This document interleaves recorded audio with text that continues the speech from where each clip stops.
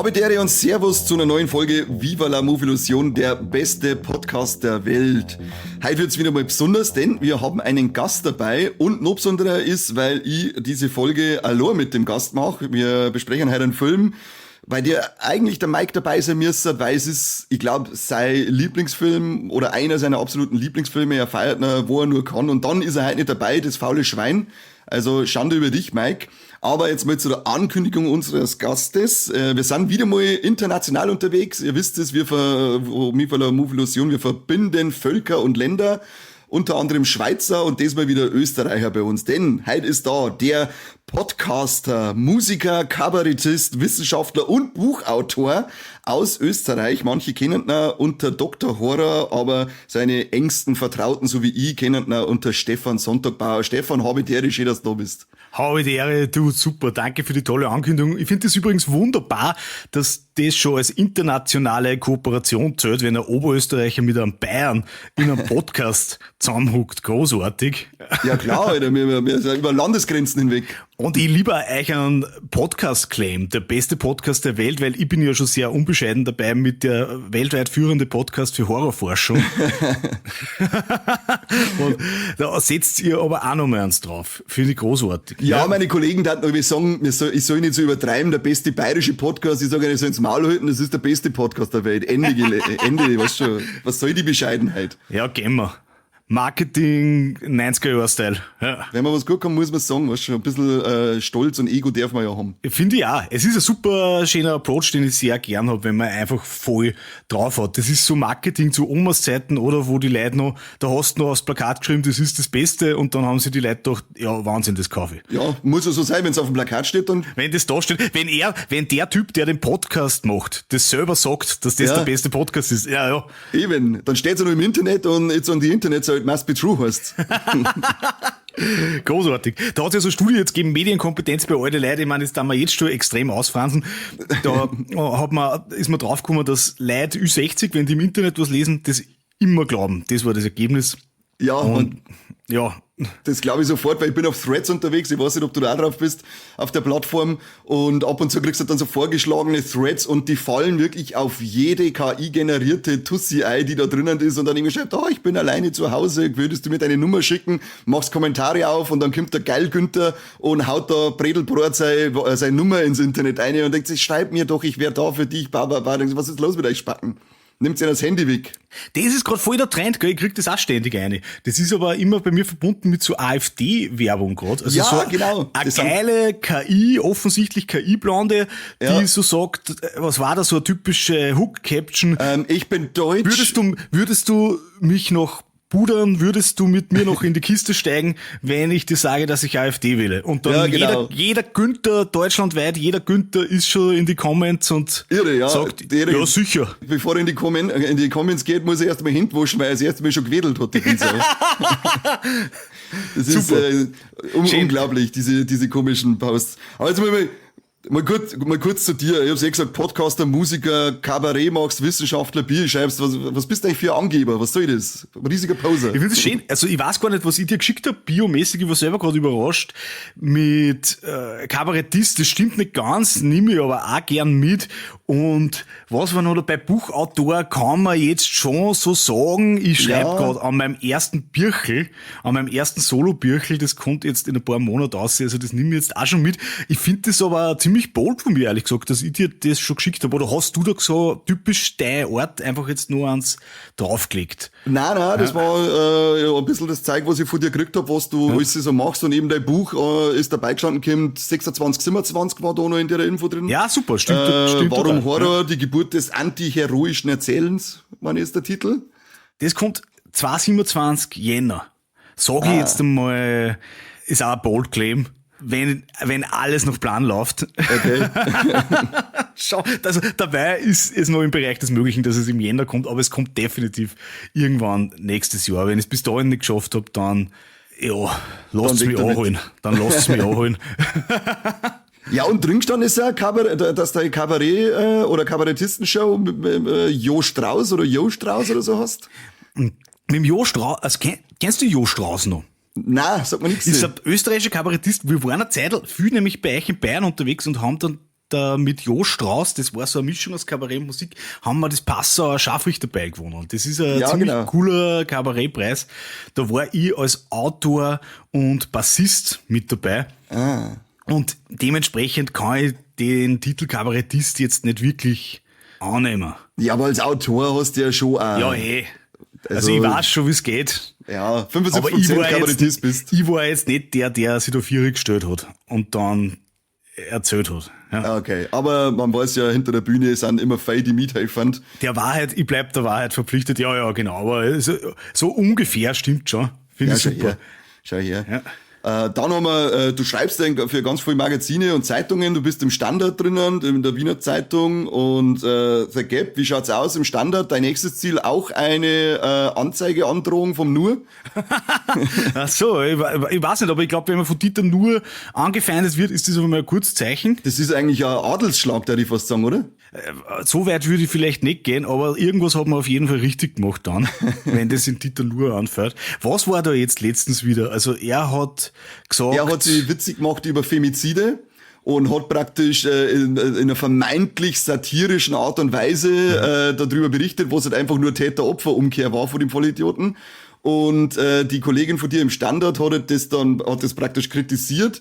Und der Mister, Meinungsfreiheit ist beschnitten, man darf nichts mehr sagen und man darf nichts mehr tun, fordert jetzt die Zurücknahme des Kommentars von der Kollegin unter Androhung von Anzeige. Also das ist wieder mal so der Klassiker, diese Affen, die ganze Zeit schreien, Meinungsfreiheit wird beschnitten, ich darf nichts mehr tun, ich darf nichts mehr sagen, sind dann die anderen den Mund verbieten wollen. Super. Ja, das dreht sich dann irgendwie alles so um, gell? Das ist so die klassische Rhetorik von der Art von Menschen, dass man immer so tut, als waren die anderen das quasi, was man selber ist. Und umgekehrt halt auch. Also das ist irgendwie ganz spannend. Aber ich finde es super auf jeden Fall, wenn da irgendwer gegen Dieter Nuhr vorgeht, unterstütze ich natürlich sehr. Habe ich bis jetzt noch nicht geschafft. Vielleicht kriegen wir da heute noch was hin, irgendwie was, dass wir in Dieter Nuhr ein wenig triggern. Was müssen wir da, glaubst du, sagen? Schauen wir mal, vielleicht können wir es irgendwie einbauen bei dem Thema, das wir heute haben. Ja. Thema ist ein gutes Stichwort, Stefan. Was haben wir denn heute für einen Film dabei? Über was schmerzen wir denn? Hereditary, ein Film, der vom großartigen Ari Aster gemacht worden ist. Ein Film, der mich schon sehr lang verfolgt, der mich ehrlich gesagt schon fluchartig verfolgt. Es ist tatsächlich heute, wenn ich unsere bisher gescheiterten Terminversuche da mit reinnehme, glaube ich, der 6.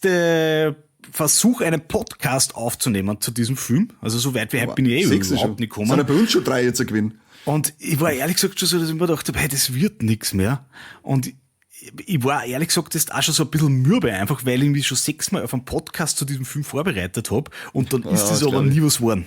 Das glaube ich, das nervt, mit der Zeit nervt es dann einfach. Also ich hätte schon eine Doktorarbeit schreiben können mittlerweile über den Film, aber das ist alles irgendwie verpufft und ich bin also wirklich unglaublich dankbar und gleichzeitig unglaublich ungläubig fast, weil ich sehe, dass wir gerade wirklich aufnehmen, das wird gerade wirklich aufgenommen, das passiert gerade wirklich. Ja, hier rotes Licht ist an. Also Fluch gebrochen, Fluch gelöst, besser geht's nicht, großartig.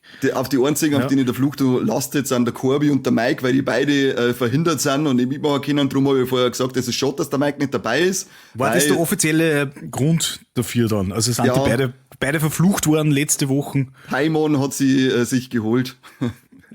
Die liegen jetzt gerade auch kopflos wie die Tauben in Hereditary links umeinander.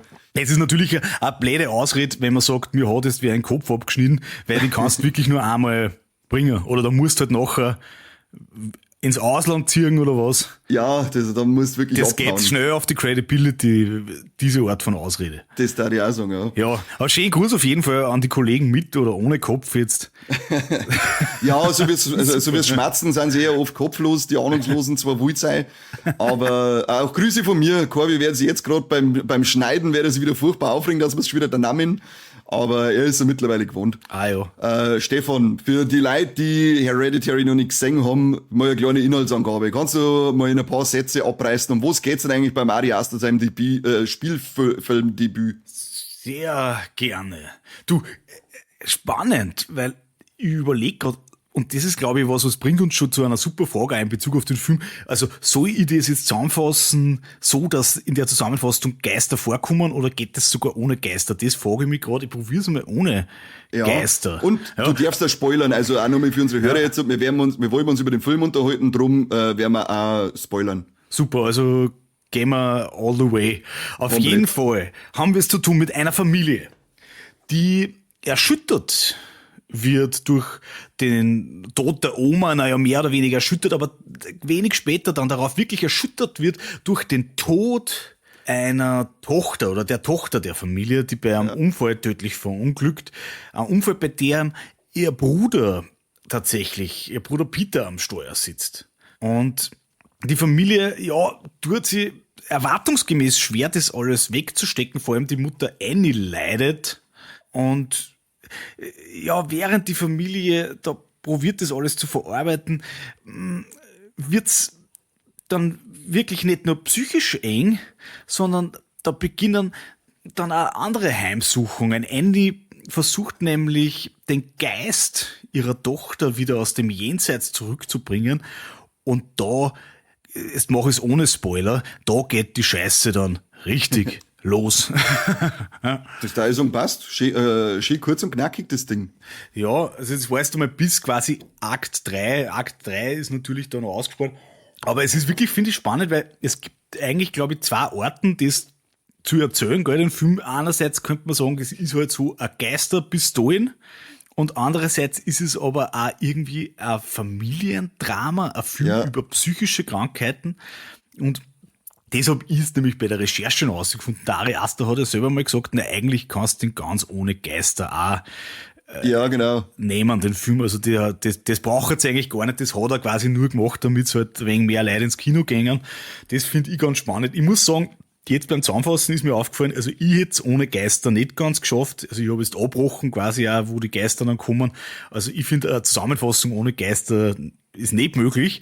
Gleichzeitig also finde ich schon spannend, weil der Film wirklich, finde ich, zwar so Linien auch verfolgt, so unterschiedliche, wo man merkt, ja, also die verlaufen dann wieder so ineinander, aber es ist vielleicht nicht nur Horror, mit was wir es da zu tun haben. Also das finde ich ganz spannend. Es hat ja das gegeben, gell, hast du das mitgekriegt, diese Art-Horror-Debatte, die da losgegangen ist? Nein. Hauptsächlich du das nicht? Ja, Wahnsinn, ja. Oder also durch Hereditary meinst du jetzt, als die losgegangen ist, diese. Da ist es, oder der Hereditary ist da mit eingezogen worden, oder war da immer so eine Galionsfigur. Art Horror, das war vor ein paar Jahren eben mit Ari Aster und mit Robert Eggers ist das so losgegangen, dass so, was dem man muss natürlich als Journalist, im Idealfall besetzt du einen Begriff oder erfindest so einen eigenen Begriff und dann entsteht da so eine Debatte und da hat irgendwer, ich weiß gar nicht, wie der Typ geheißen hat, ich weiß nicht mehr, ob es ein Typ war, vielleicht war es eine Frau, da merkt man schon wieder, da, wie nennt man das, also das war jetzt wieder Dieter Nuhr in Aktion, ne, quasi. Also da hat eine Person hat diesen Begriff erfunden und hat, finde ich meiner Meinung nach, doch eher dämliche These damit verknüpft, nämlich Horror ist auf einmal jetzt gescheit und auf einmal ist es Kunst und auf einmal geht's im Horror nicht nur um Geister und so einen Scheiß, sondern auf einmal geht's wirklich um gesellschaftliche Schieflagen und auf einmal wird da wirklich so philosophisch reflektiert im Horror. Und da war eben dieser Film ganz mit vorn dabei. Ich finde das natürlich doof als Dr. Horror, weil ich sag natürlich, das war immer schon so. Ja klar, das war ja immer schon ein Spiegelbild von der Gesellschaft da irgendwo, der Horror. Das ist ja so ein Commonplace, also was man dieser Debatte vielleicht hoch anrechnen kann, ist, dass sie überhaupt stattgefunden hat. Also es haben sie dann alle aufgeregt und da haben alle hingeguckt auf den Begriff. Aber das war natürlich einer der Filme und da kann man es irgendwie verstehen, weil der ist natürlich so ein Familiendrama. Das ist fast so ein Film, wie den, ja, meine Mama oft schaut, wenn sie ins Programmkino geht, so ein französischer Film, wo es alle schlecht geht. Also so in die Richtung geht der auch wegen nur plus Geister. Also da finde ich den Begriff gar nicht so schlecht. Und was ich jetzt bei der Recherche gefunden habe, ich meine, das ist überhaupt das Doofste, Adult Horror. Also es ist quasi... Ja, und Elevated Horror ist doch auch noch so dieser Begriff, der da seitdem der da mit rumschwirrt. Stimmt, das war das Größere. Bei Elevated haben sie dann alle so aufgeregt und dann hat, glaube ich, der Adrian Gmelch oder was heißt der hat dann... oder der hat dann im deutschen Raum zumindest, ich glaube, es kommt von woanders, der hat dann diesen Begriff Art Horror genommen, damit man so irgendwie, also um das aufrechtzuerhalten, da geht was Neues los, aber das ist jetzt mit Elevated impliziert hat, das ist irgendwie besser oder höher als der Rest und Art Horror war dann ein bisschen neutraler, das ist vielleicht ein bisschen künstlerischer als der Rest, naja, aber was ich jetzt da gelesen habe, war ein Begriff Adult Horror, also Horror für Erwachsene, das ist auf jeden Fall, finde ich, in dieser Begriffstrias das Doofste, muss ich sagen, weil, ja, Also Horror war definitiv vorher auch schon eher für Erwachsene, würde ich sagen. Ja, entweder durch durch Schocks, durch Grusel oder durch Gewalt. Also Ja. Ich meine, oder so eher, dass man vielleicht auch für Schüler, die sie in der Videothek den Schülerausweis fälschen, das gibt's wahrscheinlich heute gar nicht mehr, gell? Heute kann man sich aus dem Internet runterladen. Ja, Aber ja. Adult Horror, was sagst du Adult Horror? Was sagst du zu dieser Kategorie? Heute für einen Käse. Ich finde jetzt eher schon, also ich kann nur eher was mit diesem Elevated anfangen, weil sie diese Art Horrorfilme, wie eben jetzt The Witch fällt da auch mit eine und allgemein die Ari Aster Filme, die heben sich schon ab vom Mainstream-Horror in ihrer Art eben mit Figuren umzugehen, weil so tief ausgearbeitete Figuren, finde ich, hast selten in Horrorfilme, wie es beim Ari Aster hast. Zumindest hätte jetzt ich, egal in welcher Epoche das man jetzt halt ist, hast du immer nur so Ausnahmen gehabt, weil ich sag jetzt mal Exorcist, Rosemary's Baby und so etwas, das waren schon auch, sage ich mal, für einer Zeit hätte ich es vielleicht als Elevated Horror gesehen. Und in der Zeit, wo jetzt Hereditary rauskommt, das war 2018, da war es halt dann auch schon, da war die Torture-Porn-Phase auch schon wieder eher ein bisschen vorbei. Aber die Art mit Figuren so zum Schreiben und so tiefe Beziehungen innerhalb der Figuren auch zum Schreiben hast du im Horror selten gehabt, finde ich. Drum kann ich eher mit Elevated was anfangen. Ich find's ehrlich gesagt schlecht, weil es eine Wertung impliziert und das gefällt mir wieder gar nicht. Und ja, gut. Man kommt natürlich schnell wieder in so ein Fahrwasser, wo man dann wieder 1000 Ausnahmen nennen muss, weil es würde ja auch keiner sagen jetzt, dass es glaube ich sage was unheimlich Gescheites. Schauen wir, ob's wahr ist. Das also es würde ja auch keiner sagen, dass der Ronaldo Elevated Football spielt. Er ist einfach nur ein sauguter Fußballer. Weißt du, was ich meine? Ja. Und beim Horror ist es natürlich auch so, dass es wie in jedem Genre einfach, ja, manche Filme eben besser gelungen sind, manche weniger gelungen, manche haben mehr Tiefe, bei manchen checkt man in 20 Jahren, zum Beispiel beim Torture Porn, da hat es auch eine Zeit gedauert, bei manchen checkt man erst später, dass die eigentlich ganz spitzfindige Kommentare sind in Bezug auf das, was in der Gesellschaft passiert. Ja. Und manche sind halt einfach doof. Und das gehört das gehört halt dazu, das ist halt das Leben. Und das ist aber nicht kategorial was anderes. Also eben, es gibt ja auch kein Elevated Football oder dass man, weiß ich nicht, der Andrew Agassi spielt ja auch kein Elevated Tennis, der spielt normales Tennis, nur halt in besser als die meisten anderen Menschen. Ja, dementsprechend, aber es ist super, weil, wie wir merken es ja auch gerade, man redet halt dann drüber, man hat was zum Reden und das ist alleine schon mal an sich ein Wert. Von daher finde ich das gar nicht so schlecht. Ja, das passt schon. Solange man eine schöne Diskussion drüber führen kann. Und er hat ja, weißt du, ja gesagt, das mit Familiendrama, ich glaube, so hat er ja den Film damals gepitcht, damit er Kohle kriegt. Und dann ist und dann hat er ja gesagt, den Horror. Entschuldigung, dass ich das deine habe. Also er hat den Film gepitcht als Familiendrama, ja, genau, damit er Kohle kriegt und dann hat er heimlich einen Horrorfilm. Das sagt aber auch einiges über den damaligen Zustand der Filmindustrie. Ja, also ich habe da ein Interview für ihn gelesen und da hat er gesagt, er hat halt er hat die ganze Zeit nach Geldgeber gesucht und hat keine gefunden. Dann hat er ein wenig umeinander gemaunkelt und ist dann eben in die Richtung gegangen, er pitcht ein Familiendrama mit einer leicht übernatürlichen Note und hat das Horror nicht so tief mit eingelassen. Und als dann die Kohle gekommen ist, hat er dann erst immer mehr Horror zugegeben, dass kommt. Und dann ist aber dann schon Toni Collette mit aufgesprungen und der Gabriel Byrne, glaube ich, heißt er. Und dann dann war es eine Gnade Wies, wie man sagt, als die Namen dann mit an Bord waren. Weil Toni Collette, die wollte eigentlich keine dunklen Filme mehr machen, die wollte gerade noch Komödien machen, aber die hat das Drehbuch gelesen und gesagt, das ist so krass, das möchte sie unbedingt spielen. Und das war ja auch in meinen Augen die Rolle ihres Lebens, was sie da gespielt hat. Das ist wirklich unbeschreiblich, die Toni Collette, wie mit die mitreißt in diesem Film, mit ihrem Schauspiel. Irre. Ich muss ganz ehrlich sagen, es liegt an Toni Collette, dass ich jetzt irgendwie froh bin, dass ich diesen Fluch gebrochen habe. Nicht nur, weil es einfach schön ist, wenn man so einen Fluch bricht, das ist ja immer was Schönes im Leben, wenn so ein Fluch endet, aber weil ich jetzt auch weiß, dass ich den Film nimmer schauen muss, weil ich muss sagen, durch diese Performance von Toni Collette, die ja eine Frau ist, die auf mehreren Ebenen heimgesucht und geplagt wird. Also vom Leben, von Geistern und natürlich auch vom psychischen, von ihrer eigenen psychischen Dysfunktionalität. Also die spürt das so arg, Das ist, finde ich, richtig unangenehm zum Zuschauen. Ja. Und ich bin ja als Dr. Horror normal geeicht, also abgestumpfter kann man eigentlich nicht sein. Aber das war beim letzten Mal jetzt auch wieder so. Ich habe den Film vor einer Woche oder was, habe ich den gesehen.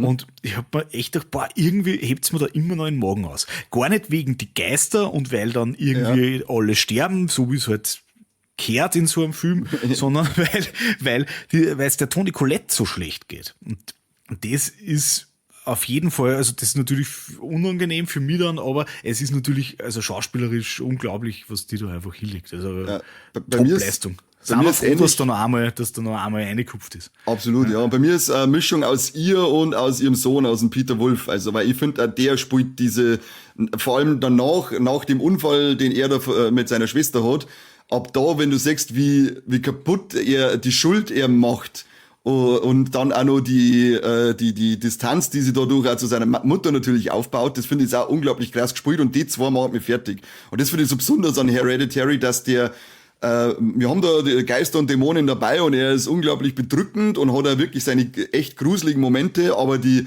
schlimmeren Momente sind die Situationen, die zwischen die Familienmitglieder passieren. Und das finde ich ist krass, das habe ich noch nie bei einem Horrorfilm gehabt, dass mir die Familienbeziehungen mehr schocken und mehr treffend, als es der eigentliche Horror mit, was weiß ich, Selbstenthauptung durch eine Stange enthaupt werden und was weiß ich, Verbrenner. Also das finde ich, rechne Hereditary ganz hoch an, dass mich der jedes Mal wieder so mitnimmt und das durch Familienbeziehungen. Ja, ich finde das großartig. Und wir haben, also das finde ich so gut, das macht diesen Film auch zu mehr als bloß der nächsten Geisterpistole. Also wir haben natürlich diesen klassischen, fantastischen Grundkonflikt drinnen, der ja, also seit dem Beginn des Horrorkinos ist es ja das, um was es immer wieder mal geht, oder das gerade am Anfang bis 1950 war das, ich sage jetzt einmal Dr. Horror-Statistik, das ist eine rein erfundene Statistik, 50% der Horrorfilme bauen quasi auf diesem Prinzip auf und beziehen ihre Spannung nur von diesem Prinzip, dass der Protagonist denkt und wir natürlich mit ihm, gibt es da wirklich so Geister oder werde ich einfach nur deppert? Ja. Also das ist so diese fantastische Grundspannung, das kommt natürlich noch von der Aufklärung auf für ein wenig. Damals, was der 18. Jahrhundert, waren halt alle so drauf, dass sie gesagt haben, super, Vernunft, jetzt können wir die ganze Welt erklären. Und dadurch wird es dann erst möglich, einwandfrei, wir sehen wie weit wir gekommen sind damit, jetzt die letzten 200 Jahre ist alles super gelaufen, aber auf jeden Fall. Besser geht's nicht, Utopia. Aber das war natürlich dann also die Grundbedingung dafür, dass man gesagt hat, oh Scheiße, ein Geist. Also, wenn du glaubst, du kannst alles durch die Vernunft erklären, dann hast du damit natürlich auch eine super Basis, dass du sofort in die Hosen scheißt und dass alles unheimlich wird, was du dann nicht erklären kannst. Also, wenn du diesen Anspruch gar nicht hast, dann passt's weil dann ist es einfach so. Und das war natürlich so dann, das merkst du die ersten Jahre im Kino auch noch. Das war natürlich dann ganz lang so eins der allerwichtigsten Prinzipien im Horror. Ist da jetzt der Geist oder nicht? Oder hat da wer einfach, hat er einen Vogel, oder trat der gerade durch? Ja? Das ist natürlich da auch drinnen. Nur das Spannende ist, dass dieser Film, finde ich, diese Tür dann nicht so zumacht. Also das ist ja normal so, dann kommt man irgendwie, zweites Drittel kommt er drauf, na, es gibt wirklich Werwölfe und er ist wirklich gebissen worden. Oh Scheiße, das war so eine klassische Lösung, Wolfman jetzt mit Lon Chaney zum Beispiel, und dann weiß man, oh je, also er ist nicht deppert, sondern es gibt halt wirklich so Werwölfe in dieser Welt. Und das ist natürlich eine super Lösung dann für den Konflikt, aber ich finde, bei Hereditary hört dieser Konflikt eigentlich gar nicht auf, sondern du hast auf der einen Seite einen Strang um diese eine, und da merkst du, in dieser Familie gibt es eine lange Geschichte psychischer Krankheiten. Da gibt es irgendwie intergenerationale Traumata, die immer weiter vererbt werden. Und die Mutter war irgendwie auch schon deppert. Ja. Die hat vielleicht auch schon Sachen gesehen. Und der Bruder von der Annie, dann auch, der sie ja dann umgebracht hat. Ja, also du merkst, da läuft irgendwas schief. Und am Ende kommen dann natürlich Geister, aber ich habe mich jetzt schon so oft gesehen durch meinen Podcast oder meine Nicht-Podcast-Leidensgeschichte mit dem Film.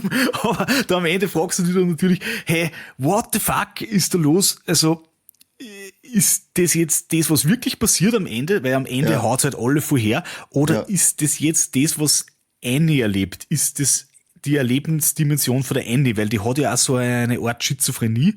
Also die beamt ja immer wieder weg. Und irgendwie bis zum Schluss weiß man eigentlich nicht, ist es jetzt quasi eine perspektivische Verzerrung, was man da sieht? Also ist es jetzt die Annie, die sich den Scheiß so da einbüht und zurechtbirgt?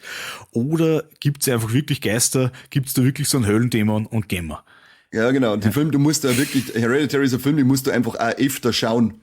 Ja. Aufs erste Mal umreißt du ganz viel Sachen, weil der ja von Anfang an... Du musst ihn mindestens 6-mal schauen, weil alle immer Podcast-Aufzeichnungen absagen. Ja, genau. Man muss es mindestens 6-mal gesehen haben, sowieso. Und ab dem 7. Mal kapierst du ihn dann erst einmal. Und er macht es ja wirklich von Anfang an, während das Sachen eingefädelt, die dir dann erst immer wieder nachträglich bewusst werden, weil wir haben ja hier dann diese Sekte, die noch mitwirkt und die den Paimon da beschwören wollen. Und wie ich gerade gesagt habe, der Bruder von der Annie bringt sie ja um und sie erzählt das in dieser Selbsthilfegruppe, wo sie ist und sagt ja, dass er gesagt hat, er holt das nicht aus, weil seine Mom möchte Menschen in ihrem einstecken. Und das ist ja auch erst später, wenn du dann das alles ein bisschen zusammenwürfelst, merkst, ach ja, fuck, Alter, die Mutter hat's schon mit ihrem Bruder versucht, da den Dämon, den Paimon einzubringen und er hat das Ritual aber nicht ausgehalten und hat sie deswegen umgebracht. Dann ist die Charlie, darum hat sie auf die Annie so einen Druck ausgeübt, damit sie Kinder kriegt, damit neue Gefäße entstehen. Also, und das finde ich, würfelt sie erst immer wieder, wenn du dann anschaust, und sagst, fuck, da ist ja ganz am Anfang schon wieder ein Hinweis auf das Thema gewesen und da ist ja noch mehr ein Hinweis gewesen und hey. Ja, stimmt. Es ist da so ist das Symbol und da ist das irre. Es ist so Shutter Island Effekt, oder? Wo du dann nach ein paar Mal schauen, wo du denkst, wie habe ich das beim ersten Mal nicht checken können, dass da eigentlich von Anfang an irgendwie alles schon so angelegt ist. Also ich finde das auch richtig geil. Es ist wirklich ein schöner Film zum mehrmals schauen, auch 6-mal schauen. Also ich bin froh, dass es kein anderer Film war, den ich da 6-mal schauen hab dürfen, weil der ist wirklich so, dass man immer wieder was Neues entdeckt. Das ist ganz großartig.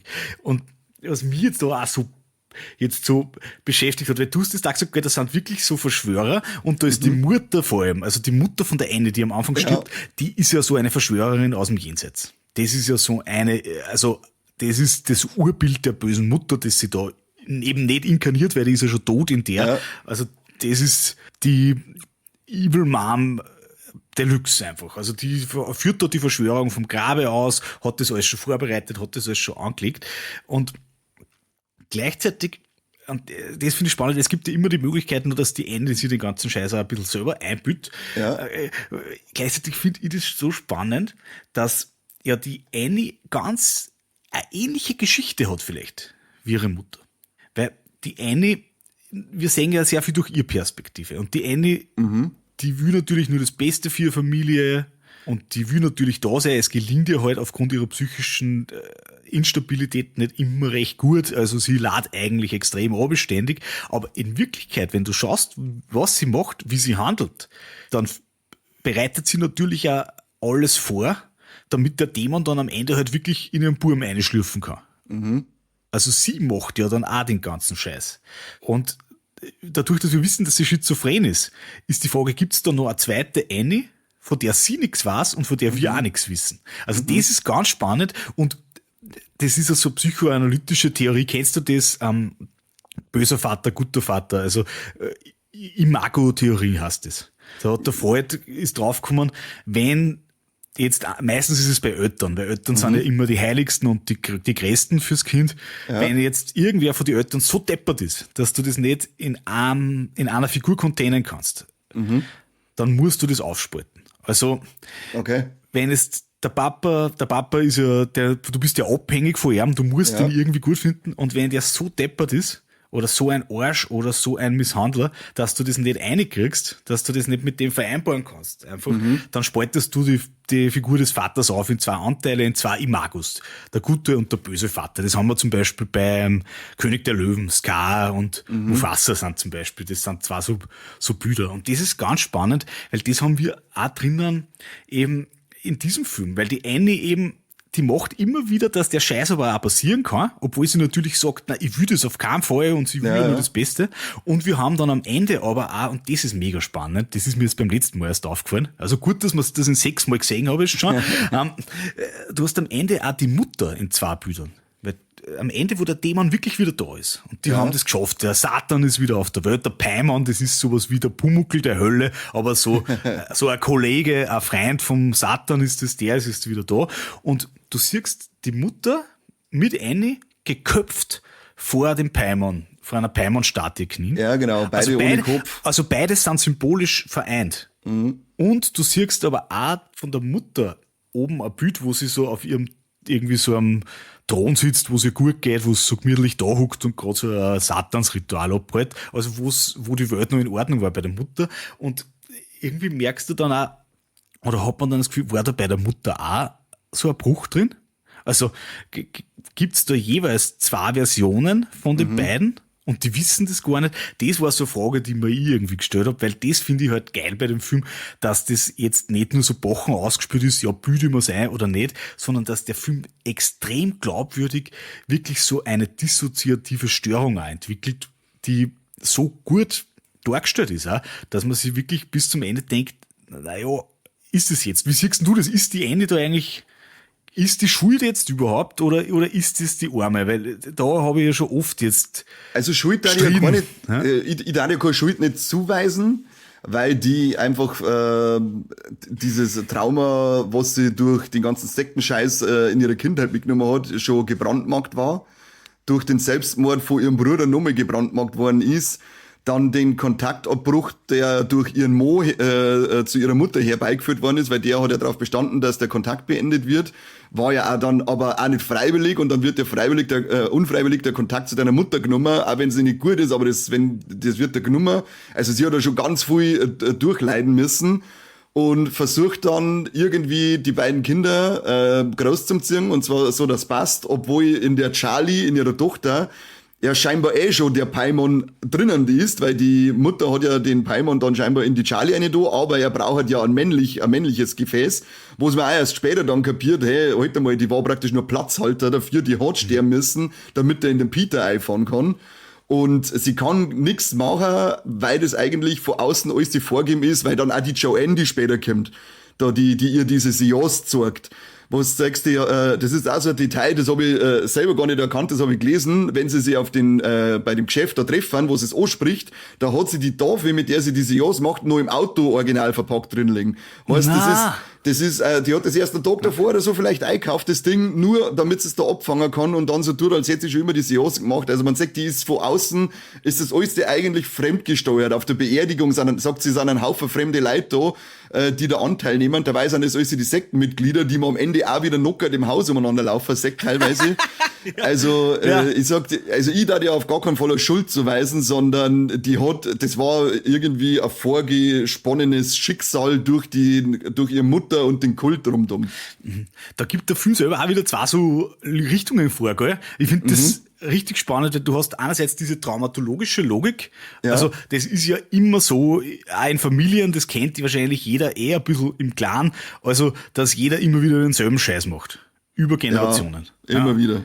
Ja, das ist ja so auch so eine Art von, ja, wie sagt man da, also höherer Gewalt, das ist ja auch so eine Art Heimsuchung, da ist man ja auch wie vom Dämon besessen. Ja. Also du handelst in einer Spur, die aber eigentlich schon von der Vergangenheit aus her für dich angelegt ist und kannst irgendwie nichts dagegen machen. Ein Beispiel ist, du hast immer wieder denselben depperten Partner.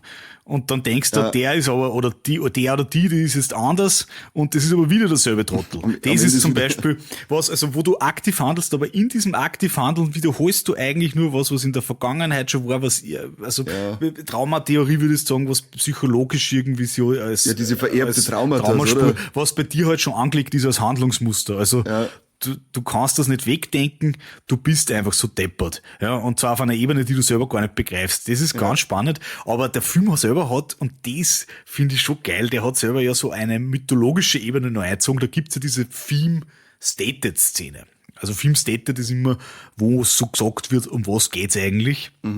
Und da siehst du ja ganz am Anfang den Peter, der ja auserkoren ist, um das Gefäß Satans zu sein. Der sitzt so in der Schule und der Lehrer, da rennt's gerade so griechischer Mythologie, das ist Tod des Herakles. Und der Lehrer sagt so, naja, der Herakles, das war halt irgendwie, der hat halt einen Scheiß gebaut, weil der hat überall die Zeichen gesehen, dass das deppert ausgehen wird für ihn, aber er hat's halt ignoriert. Und in dem Moment horcht der Peter nicht zu.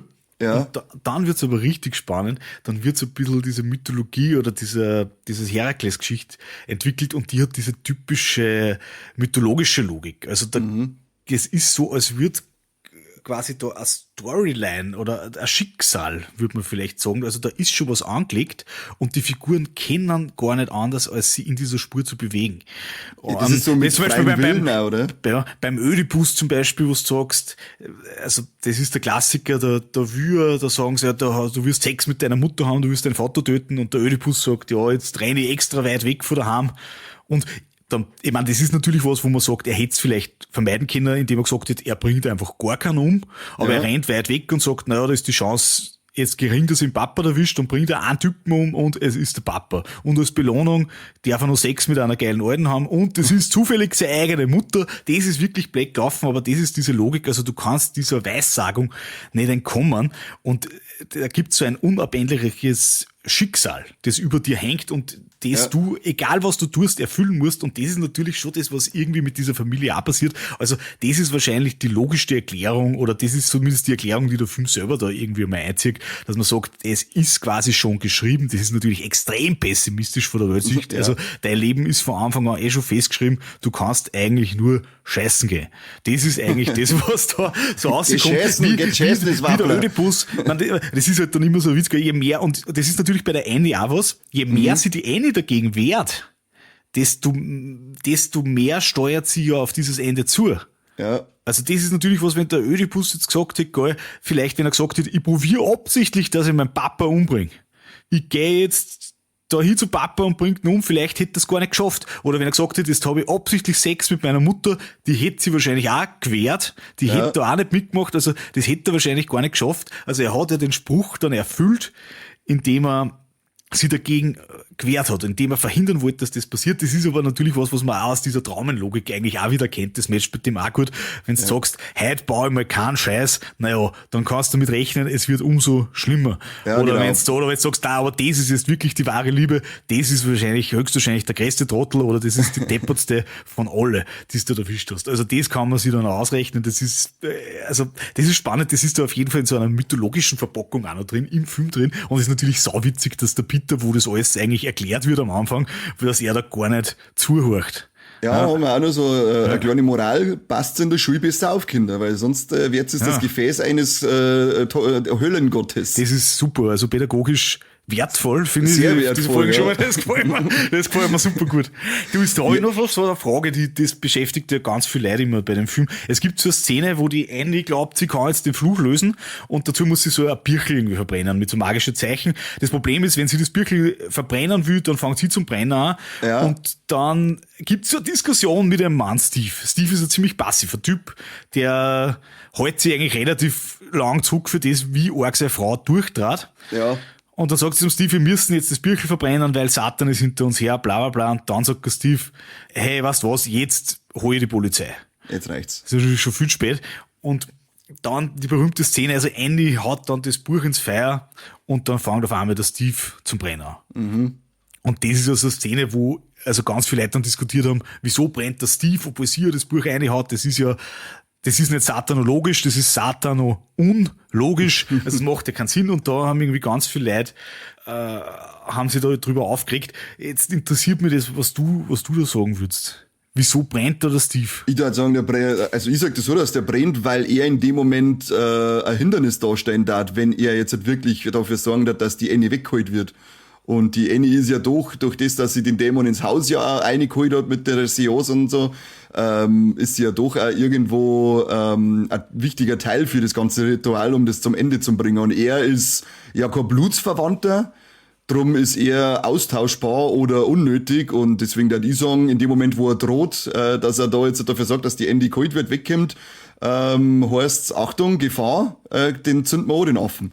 Geil. Das heißt, du bist eigentlich da in der mythologischen Schiene quasi drin und du argumentierst, jetzt komme ich wieder mit die scheiß Fremdworte, wissenschaftliche also sie argumentieren da mythologisch, indem sie behaupten, die Geschichte wäre von Anfang an geschrieben, hin zu eben dem Ende, dass Satan wieder auf die Welt kommt und in dieser Logik muss natürlich Steve brennen und darf Annie nicht brennen, weil die ja noch ihren Part zu erfüllen hat in dem Ritual. Cool. Genau. Das ist aber sehr gut. Ehrlich gesagt, das ist das Schärfste, was ich bisher gehört habe dazu. Ich habe jetzt ein bisschen nachgeschaut, nämlich. Und Also die fangen jetzt mal mit einer ganz schlechten Erklärung an. Vielleicht, Okay, du kannst ja raten von 1 bis 10.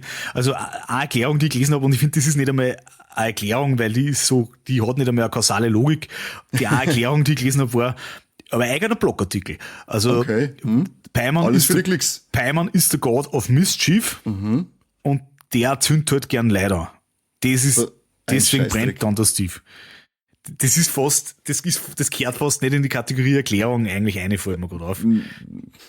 Ich weiß jetzt auch gar nicht, ich bin jetzt nicht so tief in der Dämonologie drinnen vom Paimon, ob da wirklich gern Leute sind. Das habe jetzt ich nicht gelesen. Ich habe nämlich nur über ihn gelesen, dass ja heißt, dass er dann mit Pauken und Trompeten und lauten Geschalle auf die Welt kommt, auf Andromeda reitend und so weiter. Aber davon, dass er gern Leute sind, habe jetzt ich noch nichts gelesen. Weiß nicht. Ja. Also das war, glaube ich, auch so eine Herleitung. Also konkret drin gestanden ist, also Paimon ist so ein Dämon aus der Hölle und er macht gern so Unfug, Schabernack, er quält gerne Menschen, und wenn man dieses Quälen, diese Disposition zum Quälen von Menschen hernimmt, da fällt natürlich ein Menschen auch anzünden natürlich auch mit ein. Das ist natürlich ein gutes Mittel, um einen Menschen zu quälen, und deswegen macht es Sinn. Aber also warum man das macht und wie so das dann in der Handlung Sinn macht, das weiß keiner. Was sagst du der Erklärung? Ich würde sagen maximal 0,5 von 10. Ja, die soll ich abhauen. -8. Ja. Gib ihm eine schlechte Google-Bewertung, sein Blog. Dann haben wir die mythologische, die ist super, und dann habe ich nur irgendwie gehört, dass die Annie quasi absichtlich das macht. Aber da weiß ja keiner wieder, wie das funktioniert, aber dass die das irgendwie absichtlich Ja, ich weiß jetzt auch nicht, weil sie wehrt sie ja eigentlich die ganze Zeit, und das war dann schon ein bisschen Hanebüchen, wenn sie dann auf einmal sagt, hey, jetzt schmeiße ich das Bier hier rein, keine Ahnung, was für ein Ritual, das sie davor durchgezogen hat, dass da gerade der Mond zum Brenner anfängt. Macht das per Gedankensteuerung, finde ich auch uncool, die Erklärung. Nein, das ist echt nicht cool. Das ist, also die Erklärungen, finde ich, sind alle ein bisschen dünn gerade, aber ich finde da ehrlich gesagt deine am besten, dass man sagt, die Geschichte ist eigentlich schon zu am Ende geschrieben, und dementsprechend kommt man da halt einfach nicht mehr raus. Ich bin so gescheit. Ich bin vom Doktor gelobt, ich bin so gescheit. Das ist brutal. Du kriegst von mir jetzt, ich glaube, ich weiß gar nicht, ich bin noch nicht so weit in meiner akademischen Laufbahn, dass ich schon eine Ehrenprofessur verleihen darf. Aber wenn das soweit ist, mein Lieber, dann kriegst du als erster den Anruf. Schreib's da auf, und dass wir das nicht vergessen. Gell? Ist schon vermerkt, also wird eingereicht, wird erledigt dann. Ja, ich finde das allgemein mit dieser mythologischen Sache hier ganz cool, weil ich da nämlich ein bisschen gelesen habe, sie haben ja auch, wie du schon gesagt hast, die griechische Tragödien sprechen sie durch in der Schule, und in der Zeit war es ja so, dass der freie Wille beim Menschen ja eigentlich noch nicht so existiert hat für diese Menschen, sondern du bist dir ist das Schicksal geschrieben worden, von denen zum Beispiel bei den Griechen diese 3 komischen Hexen, die Schicksalsfäden durchtrennt haben. Also du hast ja eigentlich schon ein vorgeschriebenes Leben gehabt. Und der freie Wille war noch total abstrakt für die Leute, dass du selber entscheidest, wo geht's hier. Das ist alles war durch Geburt und durch Blut und durch Familie und so weiter für die schon geregelt. Du hast eigentlich selber nichts zum Entscheiden gehabt. Und das finde ich, sehe ich in dem Film halt ganz stark, dass diese Familie, die muss in diese Tragödie einfahren. Es geht gar nicht anders, weil ihr das durch die Mutter von der Annie und diesen Kult ist ihr dieses vorbestimmt gewesen. Die haben nicht auskennen. Allein das mit dem, auf der Stange, wo es der Charlie den Kopf wegreißt, da ist ja auch das Logo vom Paimon drauf gewesen. Also es ist alles irgendwie vorbestimmt gewesen für diese Familie. Deswegen gefällt mir diese mythologische Herangehensweise am besten. Ich finde das ehrlich gesagt auch super. Und das ist natürlich jetzt da wieder eher wissenschaftlich gesprochen, aber da würden die Philologen jetzt auch alle applaudieren natürlich, weil das ist natürlich immer gerecht gegenüber dem Film, wenn man die Erklärung aufnimmt, die im Film dann auch explizit gegeben wird. Also wenn man den Film quasi beim Wort nimmt, das ist immer nicht nur erlaubt, sondern auch erwünscht. Also ich finde das auch ehrlich gesagt super. Übrigens, ich habe es immer in Ödipus genommen. Richtig spannend, aber ich finde das auch cool, weil ehrlich gesagt, jetzt wo ich so drüber nachdenke, die psychologische Erklärung, die ist nicht so schlecht, finde ich, mit dieser Traumastruktur, mit diesen Wiederholungen. Du hast ja auch viele Sachen, die sich wiederholen. Also die Tochter, die erste, die stirbt, die kriegt keine Luft. Die kriegt keine Luft, die hat so eine Nussallergie, dann kriegt sie wieder keine Luft, und deswegen fahren die dann auch so schnell und bauen den Unfall. Und dann der Peter später, eine Stunde später, kifft er irgendwo an und kriegt auch so einen Anfall, so er kriegt keinen Luftanfall. Also du hast immer wieder so Wiederholungsstrukturen, oder am Anfang werden so Nüsse geknackt. Das ist so, das ist dann so ein eigener Sound und am Ende haut die Annie dann ihren Kopf im selben Rhythmus gegen die Wand und so. Also es gibt immer wieder so kleine Momente, wo sie irgendwas wiederholt. Also das finde ich nicht schlecht, aber das Mythologische gewinnt für mich ganz eindeutig. Das finde ich großartig. Hey, ich habe ein bisschen in die Forschung reingeschaut. Das habe ich heute gesehen. Darf ich da noch 3 Deutungen zu diesem Film präsentieren, die witzig sind. Also, das ist nämlich ganz eine spannende Geschichte. Der Film ist ja natürlich als Art-Horror gerade sehr viel besprochen worden.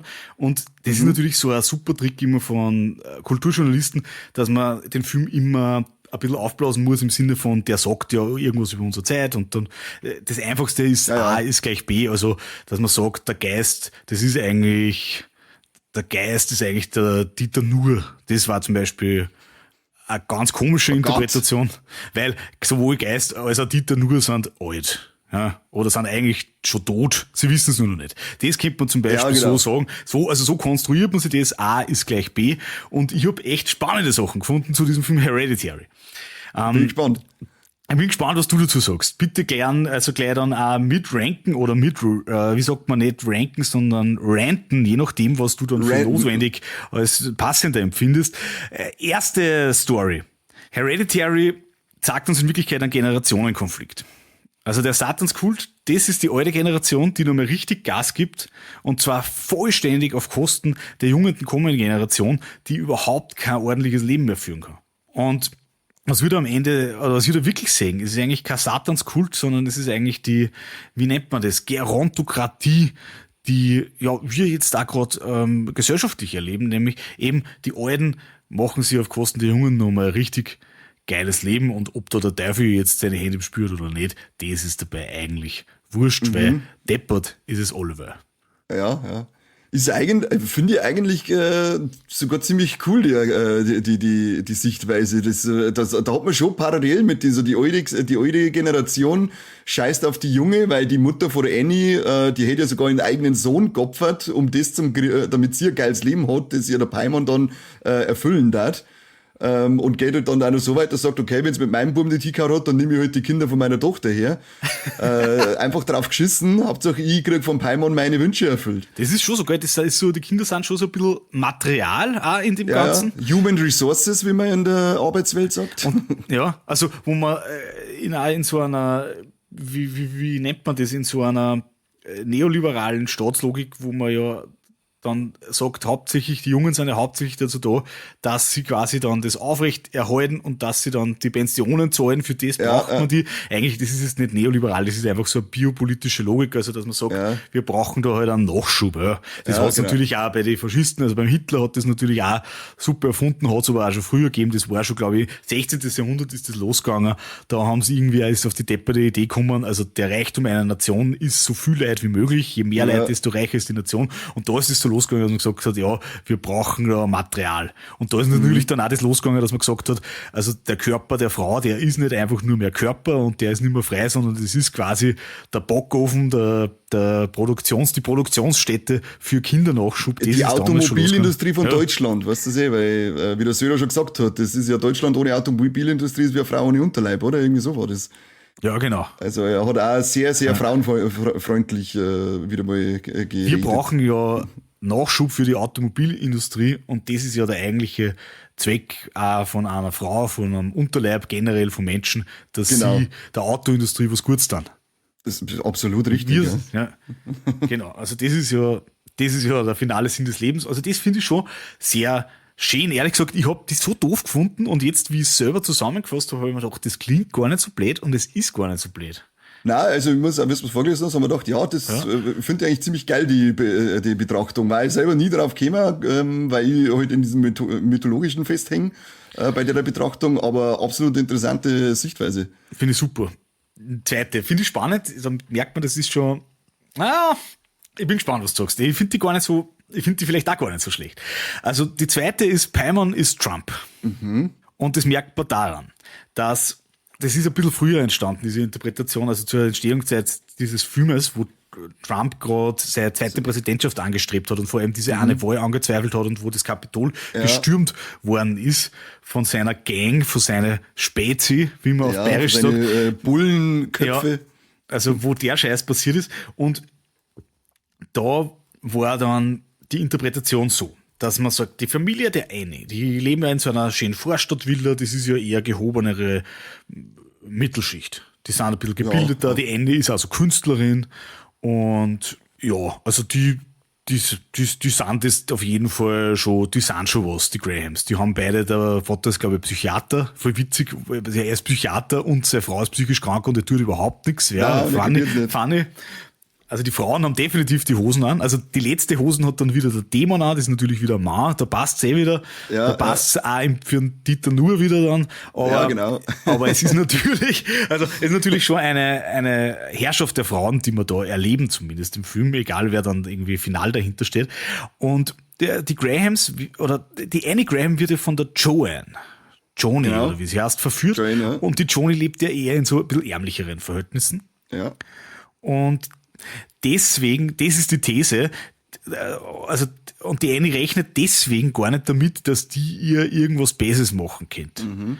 Und das war halt so, laut dieser Interpretation, die ich sehr hanebüchen finde, merke ich gerade, also, dass beim Trump, dass sie auch keiner gedacht hat, dass wer der so deppert ist und der so depperte Anhänger hat, dass der quasi so einen Staatsstreich durchführen könnte, dass der so auf die Kacke hauen kann. Das hat sich auch keiner gedacht und dementsprechend durch diese Unterschätzung der Unterschicht, ja, die ja, aus der sie ja große Teile der Magerbewegung rekrutieren, also das ist sozusagen da die entscheidende Parallele. Und Peimann ist natürlich dann in dieser Analogie oder in dieser Metapher, Story-Metapher, Peimann ist natürlich, oder Trump höchstpersönlich ist dann Peimann. Oder Peimann höchstpersönlich ist Trump. Du weißt, was ich sagen will. Ja, ich weiß, was du sagen möchtest, aber mit dem kann ich jetzt nicht viel anfangen. Ich finde es auch nicht so gut. Ich habe es da sehr schlecht nacherzählt, muss ich sagen. Ich habe es da nicht gut ausgebracht. Aber es ist auch, man merkt ja, wenn man es nicht gescheit ausbringt, dann liegt es ja oft dran, dass es ein Blödsinn ist. Ja, genau, weil dann musst du selber noch irgendwas herholen, damit es irgendwie Sinn ergibt, was man da gerade verzeiht. Und so gern wie ein Trump alles Schlechte anredet, was ich am anreden kann, aber ich kann ihm jetzt nicht anreden, dass er hier ein Peimann dasteht. Ja, es ist vielleicht auch so eine Mythisierung, also vielleicht ist er einfach nur ein Depp und kein Dämon aus der Hölle, das reicht ja schon. Ja. Das, glaube ich, ist sogar recht gut getroffen. Super. Die dritte Deutung, weiß ich nicht, ob das ist gar nicht so eine A-B-Deutung, aber finde ich auch noch spannend. Also, das war damals so, das ist eher historische Einordnung. Na, schau mal, was du sagst. Also, die Zeit, in der wir uns da befinden, war auch schon von Krisen gekennzeichnet. Harmlos wahrscheinlich gegen heute, aber trotzdem schon Arsch, leicht Arsch, angehend Arsch, könnte man sagen, ja. Angehend Arschig. Semi-Arsch. Ja, Semi-Arsch. Und der Film sagt uns, dass eben immer da, wo die unmittelbare Lebenswelt nichts mehr hergibt, wo da irgendwie die Scheiße losgeht oder eben los ist, dass Menschen anfällig werden für esoterische Praktiken und irrationale Heilsversprechen. Kann ich vielleicht zu einem gewissen Grad bei der Annie mitnehmen, dass sie versucht, ihr Trauer durch so eine Seance besser in den Griff zu kriegen, weil da kenne ich tatsächlich auch selber Menschen, die das auch genutzt haben für ihre Verarbeitung und denen das geholfen hat.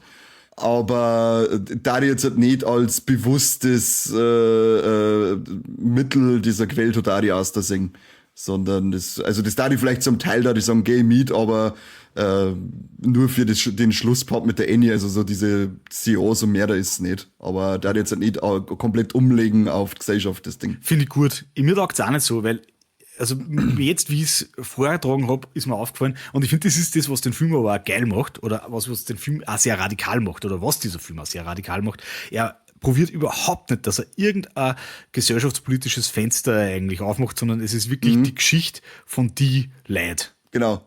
Und von dem Satanskult, aber es gibt natürlich viele Möglichkeiten, dass man Subtext eininterpretiert, aber so von sich aus kennt der Film auch in die 50er Jahre oder irgendwann spielen. Also es ist jetzt kein Film, der seine eigene Politisierung oder gesellschaftskritische Interpretation irgendwie schon so vorgibt oder schon ein wenig so eine nascht, wo er sagt, ja, das ist jetzt ganz was Gescheites, sondern das macht das eigentlich gar nicht, gell? Das ist wirklich einfach straight die Geschichte und das betrifft jetzt nur die Annie und die Familie und, und diese dieser Zug zur Katastrophe oder diese psychische Disposition, das ist jetzt nichts, was die Gesellschaft betrifft oder nur marginal, Nein, sondern das ist einfach die Geschichte von dieser Familie und also den Eindruck hat man dann schon, das ist jetzt sicher nicht repräsentativ für Familie im Allgemeinen, das ist schon eine ganz besondere Familie. Das ist die wir da ja. beobachten. Also, ja. Kann ich auch sagen, ja. Nein, ich bin auch kein Fan von so übermäßig eine interpretieren, weil ich sage mal, wie du schon gesagt hast, der Film, der ist da eigentlich ziemlich straight, was das angeht. Und diese Interpretationen, die kennen zwar jetzt, wie so das erste spricht mir an, das zweite gar nicht, die dritte teilweise, die können zwar irgendwo vielleicht ein wenig passen, aber die sind halt mit Gewalt eingelesen in meine Augen. Ich bin halt eher so ein Fan davon, dass ich sage, ich schau mir den Film an und wenn er so straight ist, dann lass es gut sein. Dann sage ich, das Einzige, was ich bei dem Film zum Diskutieren habe, ist, in welches Genre ordnet ich den für mich überwiegend ein, weil er sich halt ganz stark Drama, Familiendrama bedient und dann diese Horror-Elemente hat. Also sehe ich ihn eher als Horror, sehe ich ihn eher als Drama. Da finde ich, kann man immer cool diskutieren. Und eben bei der Thematik, ist es mythologisch, ist es psychologisch. Der hat ja eh schon seine Bereiche, wo man krass diskutieren und interpretieren kann. Da muss ich nicht nur mit Gewalt irgendeinen anderen Scheiß draufdrucken. Ich glaube, es ist ein bisschen ein fauler Journalistentrick auch manchmal. Ich habe es auch ehrlich gesagt schon ein, zweimal gemacht, wenn man jetzt keine Zeit hat, dass man so beim Film eine recherchiert, dass man einfach dann schnell Brücken baut, irgendwo hin, wo man sich vielleicht gerade auskennt.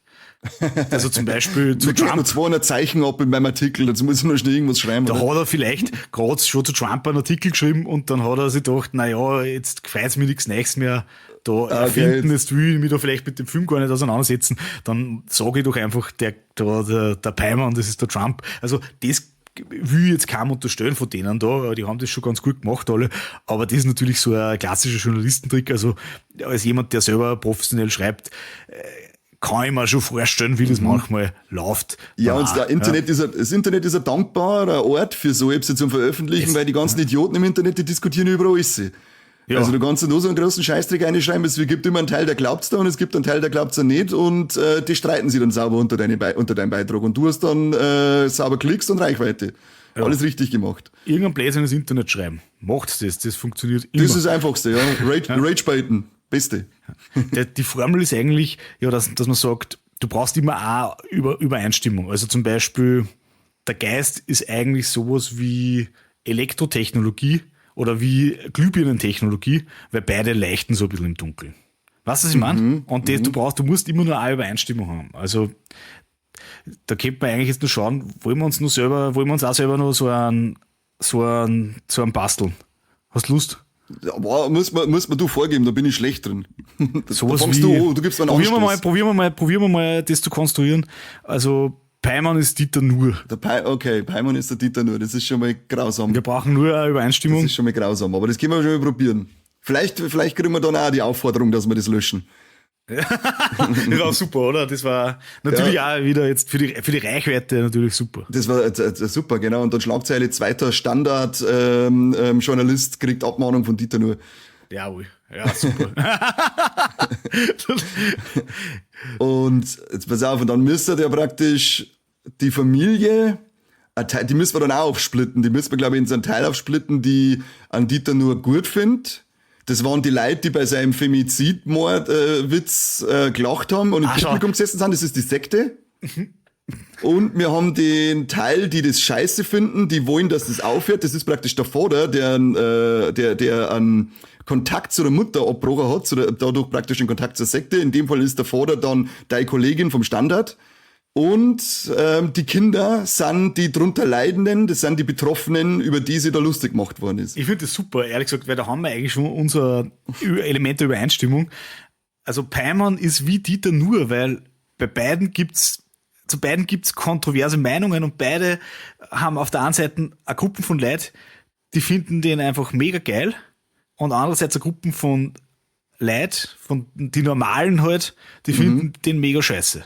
Und das war beide eigentlich genau gleich. Und das ist jetzt schon der Artikel. Das war jetzt schon ein bisschen Writing-Retreat-mäßig eigentlich.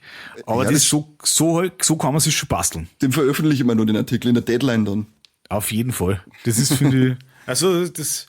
Wir haben ja jetzt eine Website. Ich glaube, das muss man nachher noch claimen. Ich glaube natürlich auch, dass der Ari Aster das von Anfang an genauso gemeint hat. Ja klar, ich habe ein Interview vor ihm gelesen, sage ich. Ich weiß nicht mehr wo. Er hat das zwar in den Interviews nie gesagt, aber ich glaube, dass das erst jetzt auch so richtig rauskommt für er mal, was er eigentlich gemeint hat. Ja, er hat 2018 schon gewusst, was mit dem Dieter nur verkehrt läuft. Er ist einfach ein Seher. Und wir gesagt, wir haben jetzt eine Website und da können wir dann den Artikel veröffentlichen. Exklusiv. Viva la Movilusion und Dr. Horror haben es zuerst gewusst. Finde ich super. Headline gefällt mir schon mal sehr gut. Du bist gut in genau. Headlines. Du bist super in Headlines. Ja, das fällt mir auf. Ich kann bei News anfangen. Die mengen so scheiß Headlines. Erfahren Sie bei uns... Alter Mann zerstört Woke-Schlampe. Das gefällt doch immer. Ja, genau. Ja. Aber ich glaube, eine Headline von einer ist auch, oder also ein Slogan von News selber ist, glaube ich, erfahren Sie bei uns heute Abend, was Ihnen morgens verschwiegen wurde oder irgendwie so. Also stimmt. Oh Gott.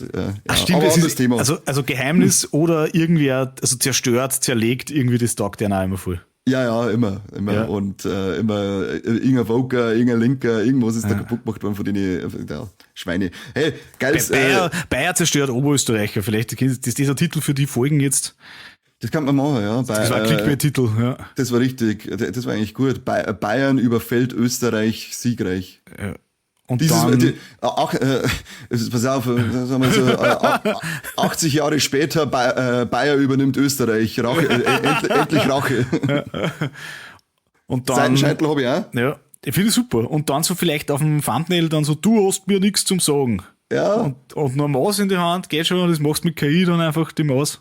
Da brauche ich keine KI dafür, dass ich eine Maus auf.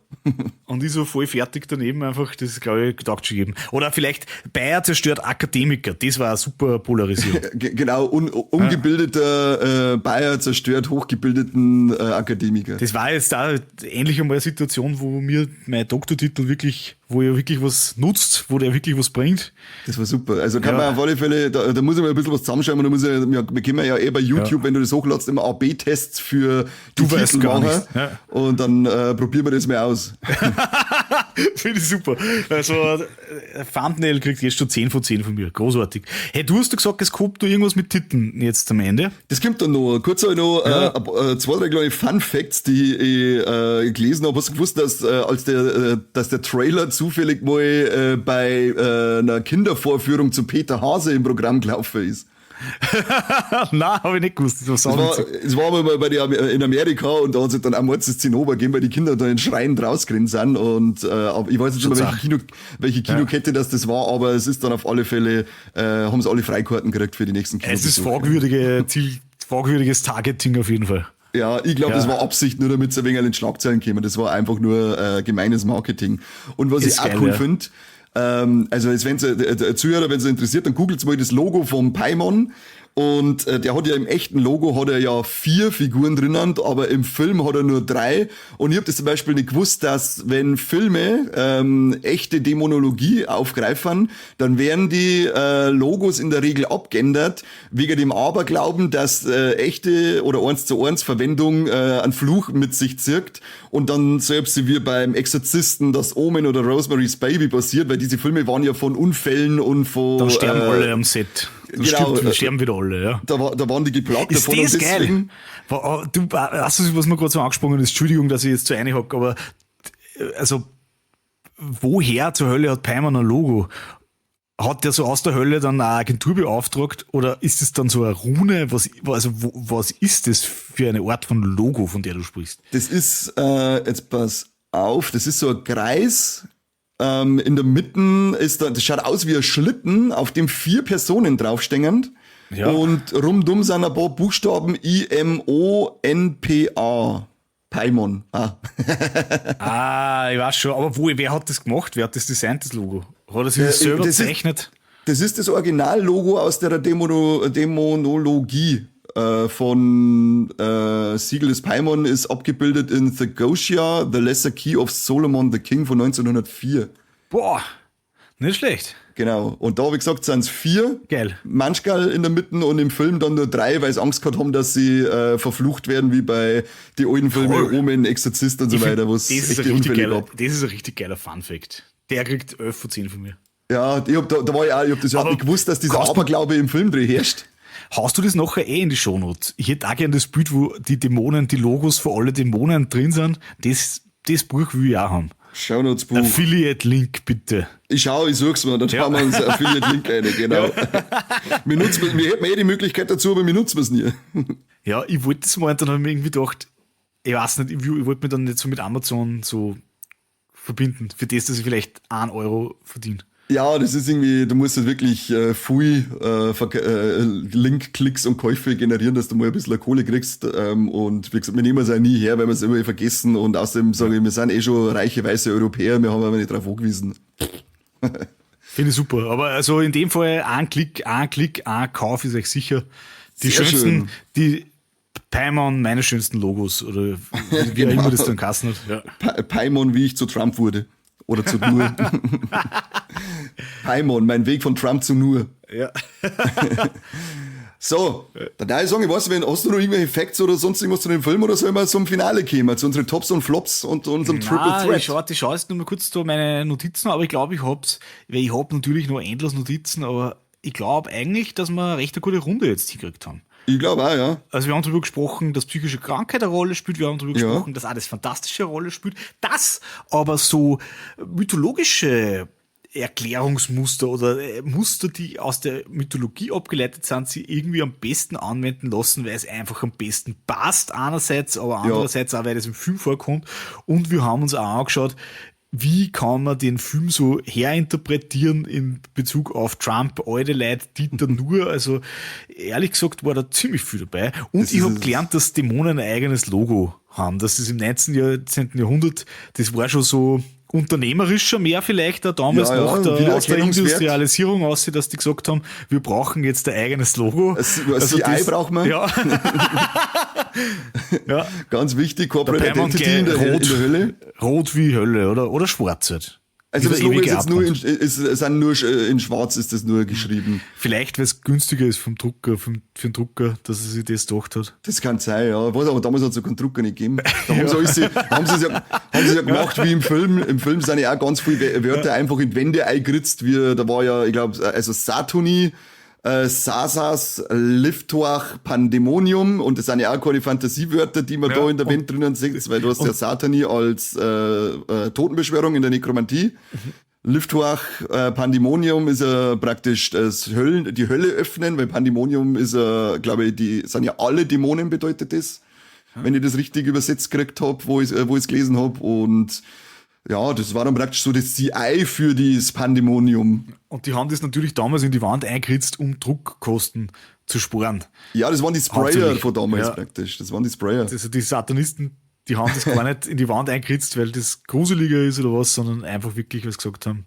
Kosteneffizienz. Dann braucht man den Drucker gar nicht einschalten. Eben, nachhaltig, kostengünstiger, alles. Das war Green Office. Da kann man sich eigentlich was abschauen, auch für die Satanisten. Darf ich schon sagen, ja. Es sind Ökosatanisten. Das würde vielleicht Dieter Nuhr jetzt wieder taugen. Das dann triggern. Ökosatanisten. Ökoterroristen war es immer. Aber ja, so irgendwas. Ich sehe schon Anzeige vom Nuhr an uns. Wir haben uns redlich bemüht. Schauen wir mal. Ja, aber wir sind ja hier unter der Kunstfreiheit, weil wir sind ein satirischer Filmpodcast, also. Ja, super. Ja, passt, dann gehen wir mal zu unseren Tops und Flops. Wir sind ja im Finale, wenn wir ich bin sehr gespannt. Darf jeder sein absolutes Highlight, das Top und sein das, was einem am wenigsten gefallen hat vor dem Film, sein Flop nennen. Und du darfst als Gast natürlich anfangen, Stefan. Was ist dein absolutes Highlight, dein Top bei Hereditary? Mein Top bei Hereditary ist die Performance von Toni Collette, weil die ist einfach unglaublich gut. Mein Top ist auch, dass der Film irgendwie schafft, so eine richtig geile alte Geisterpistolen, Verschwörungspistolen so zu erzählen, wie man es noch nie vorher gesehen hat. Mhm. Und ich muss ehrlich sagen, was mir auch extrem taugt, ich finde, am Ende ist der einfach so gut inszeniert. Also es ist wirklich einer der ganz wenigen Filme, und ich habe vorher gesagt, das ist natürlich so ein perverses Taugen. Ich habe vorher gesagt, mir wird da immer ein bisschen schlecht, aber es ist natürlich für einen Horrorfilm top. Und es ist ja ein eindeutiger Horrorfilm, würde ich sagen, ein dramatischer Drama-Horrorfilm, was auch immer, aber es ist definitiv ein Horrorfilm. Also, was ich auch top finde, ist, dass der Film an wirklich aus den Socken reißt, sogar mir als alten Dr. Horror, also, dass der Film an wirklich beim Krawall packt und ordentlich durchwirbelt. Das sind meine Top Top 3 dieses Films. Okay. Ja? Und was ist dein Flop? Was musst du im Film angreifen? Was ist für dich am enttäuschendsten an dem Film? Hast du da irgendwas? Der Corby zwingt uns immer, dass wir das sagen. Ich find's grundsätzlich gut, weil da muss man auch in die Richtung ein wenig denken. Ich muss ehrlich sagen, bei dem Film, mein Flop war jetzt, oder das war vielleicht jetzt, also da wird der Top zum Flop beim 6. Mal schauen jetzt. Also ich habe wirklich also Phasen gehabt, wo ich das Gefühl gehabt habe, ich will den Film nicht mehr sehen, ich kann ihn nicht mehr sehen, weil der ist einfach so arg. Gerade in seiner Darstellung auch von psychischen Zuständen. Also der fetzt schon richtig eine und das ist natürlich geil. Aber ja, man sollte sich den Film sicher jetzt nicht 3-mal täglich anschauen, das würde ich kaum empfehlen. Dementsprechend, also die Intensität ab einer gewissen Dosis würde ich vielleicht einmal als Flop verbuchen und ansonsten, du, ganz ehrlich, kann ich eigentlich nichts sagen, weil es ist wirklich einer meiner Lieblingsfilme und ich finde einer der besten Horrorfilme der letzten 10 Jahre. Da habe ich mich ein wenig ausgedruckt, aber in dem Fall. Wir machen das immer, wenn der völlig Corby nicht dabei zurecht, ist, dann ja. drucken wir uns da oft davor, weil wir sagen, lass uns in Ruhe, Corby, mit deiner Diktatur da. Ja. Jetzt Okay, bin ich dann- gespannt auf deine. Ich bin vor allem gespannt auf deinen Flop. Ich hoffe, du hast Mein- was gescheit. Mein Überleg Top noch. ist, Ja. ich fang mit meinem Top an und mein Top ist, wie mich der Film für einen Horrorfilm auf einer anderen Ebene berühren kann, dass mich nicht der Horror, der durch die Dämonen, Geister und Gewalt und so weiter ausgeht, sondern dass mich da diese Beziehung zwischen die Familienmitgliedern so krass mitnimmt. Und deshalb habe ich nicht erwartet bei einem Horrorfilm, den ich mir anschaue. Und das finde ich überragend. Die sind so gut geschrieben, diese Streitgespräche sind so gut, man spürt einfach diese ganze Schuld, die auf die Leute lastet, diese Machtlosigkeit, diese Verzweiflung und den Schmerz. Und das finde ich ist so krass. Damit kann ich mich, also nicht identifizieren, aber damit kann ich immer viel anfangen und selbst berührt mich halt auch einfach. Und das rechne ich ihm hoch an, dass das ein Horrorfilm auf die Art und Weise bei mir geschafft hat. Und mein Flop ist bei dem Film auch ganz schwierig, aber ich habe mich dann einfach dafür entschieden, dass ich sage, ich verstehe bis jetzt noch nicht, was es mit diesem Zungenschnalzen auf sich hat. Das macht ja die Charlie immer wieder mal und wo sie dann da ist, hörst du mal wieder diese Schnalzen und ich kapiere bis jetzt noch nicht, was hat's mit diesem Schnalzen auf sich. Habe ich auch nichts gefunden im Internet, wo ich nachdem ich ein bisschen übereinander googelt habe. Spannend. Ich finde, es ist voll nervig. Es ist ein nerviges Geräusch. Ja, Und es ist so ein Wiederholungsmoment, weil der Peter fängt dann an so zum Schnalzen. Also es ist Ja, genau. ein ziemlich einfaches Tool, ein erzählerisches, um die zwei miteinander zu identifizieren, zumindest. ja, man kann vielleicht sagen, dass man Aber die hätten auch beide so einen Pickel auf der Stirn haben können in selben, oder ja, was? da war das Also, nervig bin. Ja. Ja, gut, vielleicht in die Richtung, dass man sagt, als Wiedererkennung, dass man weiß, was in der Charlie war, ist jetzt halt im Peter. ein satanisches Schnalzen. Irgendwie so, ja. Keine Ahnung. Mir nervt es auf Ich alle weiß auch Fälle, dass ich es nicht nicht. Ja. richtig kapiere. Ja. Regt mich auf. Wenn ihr es wisst, Zuhörer, wenn ihr es wisst, was hat's mit dem Schnalzen auf sich, dann schreibt es in die Kommentare, weil sonst kriegt ihr es von mir auch nicht geschnalzt. Dann, das gefällt dem Stefan, wenn man die Leute Schläge androht. Na, aber super moderiert gerade mit Schnalzen und dann schnalzt und so, das gefällt mir natürlich. Das Ja, ist ich male also mit eine Worten. Qualität, die ich zu schätzen weiß. Ich male mit Worten. Unser Triple Threat, Stefan. Am Schluss gibt's ja noch den Triple Threat, die heilige Dreifaltigkeit der Filmbewertungen, nämlich ob der Film Titten, Trompeten und tote Tiere zu bieten hat. Wenn er alle drei hat, ist er perfekter Film. Also haben wir bei Hereditary ein T für Titten.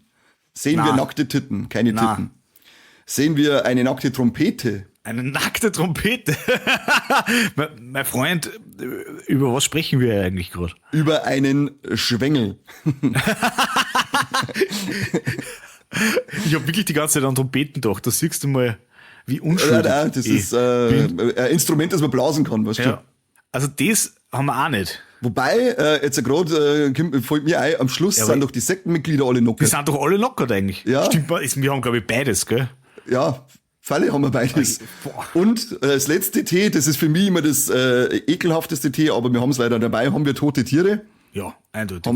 Wir haben auch tote Tiere. Also 3 von Nicht 3 viel, Ts. aber dafür sehr detailliert, sehr Ja. gut zugezoomt. Auch als Foreshadowing genutzt mit dieser enthaupteten Taube, die Charlie hat. Kleines Foreshadowing, dass auch sie ihren Kopf verlieren wird und der Peter eine Krone tragen wird. Also, ihr seht es, Hereditary, Ari Aster haut in seinen Debütfilm gleich mal 3 Ts eine. Besser geht's nicht. Wahnsinn. Übrigens, Besser geht's Vorstellung, nicht. die eine schneidet sich ja am Ende dann selbst den Kopf ab. Also das ist ja auch so ein Moment Enthauptung ist ja sowieso, genau. Durch alle Generationen zieht sich das durch, die Enthauptung da. Da ist es wieder auch, finde ich, ein Pluspunkt für den Film, dass man wirklich dann wieder auch froh ist über die eigene Familie. Da kann man vielleicht über die Eltern sagen, was man will, aber gerade nachdem man den Film gesehen hat, da rufst du an und sagst, Mama, ich hab die lieb. Ja, Weil so schlimm ist gar nicht. Die hat sie zumindest nicht selber im Kopf mit der Gewissheit noch Die haben halt gesagt. einmal wirklich Familienprobleme. Ja, und Enthauptung ist ja auch bei dem Thema Wiederholung, das du schon oft gesagt hast, ist ja da, du hast am Anfang die Taube, dann bei der Party, im Hintergrund schauen sie ein paar Jugendliche ein Enthauptungsvideo an, wo die Charlie ist, dann wird die Charlie enthauptet, die Zeichnungen mit Enthauptungen, also das ist ja auch so ein wiederkehrendes Thema. Also...